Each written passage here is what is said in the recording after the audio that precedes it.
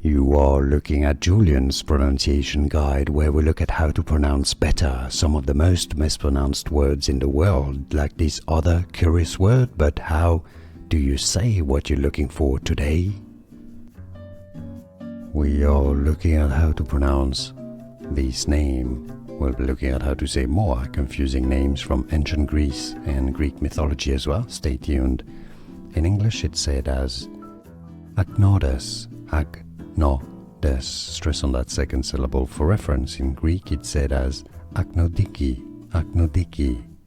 But in English, again, Agnodice, Agnodice. It's easy, and now you know. More videos for you here to learn more correct pronunciations. See you there. Thanks for watching.